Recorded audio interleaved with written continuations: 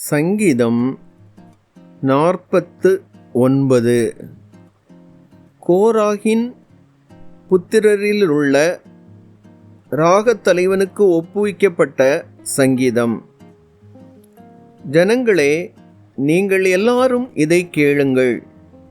பூமியின் குடிகளே, சிறியோரும் பெரியோரும் ஐஸ்வர்யவான்களும் எளியவர்களும் ஆகிய நீங்கள் எல்லாரும் ஏகமாய் செவி கொடுங்கள். என் வாய் ஞானத்தை பேசும், என் இருதயம் உணர்வை தியானிக்கும். என் செவியை ஊமை மொழிக்கு சாய்த்து என் மறைபொருளை சுரமண்டலத்தின் மேல் வெளிப்படுத்துவேன். என்னை தொடர்கிறவர்களுடைய அக்கிரமம், என்னை சூழ்ந்து கொள்ளும் தீங்கு நாட்களில் நான் பயப்பட வேண்டியது என்ன?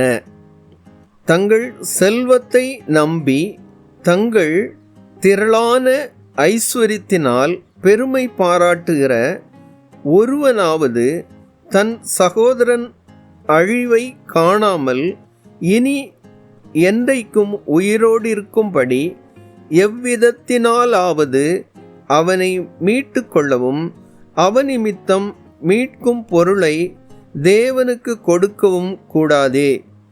அவர்கள் ஆத்தும மீட்பு மிகவும் அருமையாயிருக்கிறது, அது ஒருபோதும் முடியாது. ஞானிகளும் மரித்து அஞ்ஞானிகளும் நிர்மூடரும் ஏகமாய் அழிந்து தங்கள் ஆஸ்தியை மற்றவர்களுக்கு வைத்து போகிறதை காண்கிறான்.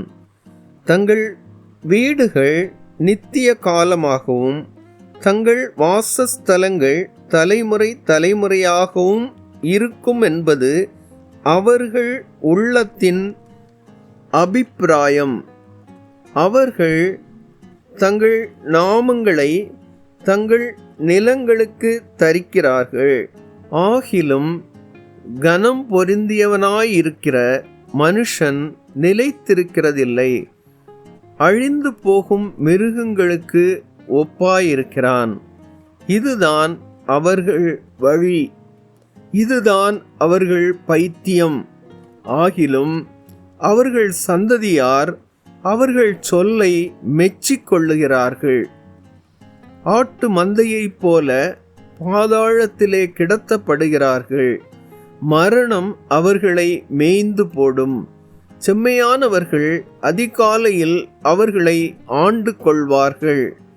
அவர்கள் தங்கள் வாசஸ்தலத்தில் நிலைத்திருக்க கூடாதபடி அவர்களுடைய ரூபத்தை பாதாளம் அழிக்கும். ஆனாலும் தேவன் என் ஆத்துமாவை பாதாளத்தின் வல்லமைக்கு தப்புவித்து மீட்பார். அவர் என்னை ஏற்றுக்கொள்வார்.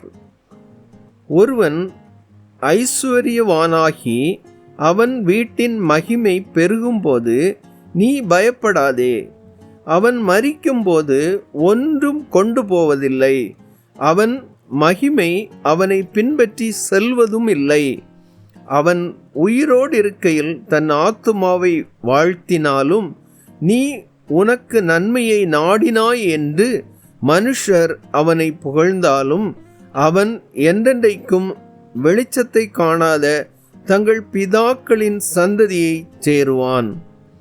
கனம் பொருந்தியவனாயிருந்தும் அறிவில்லாத மனுஷன் அழிந்து போகும் மிருகங்களுக்கு ஒப்பாயிருக்கிறான்.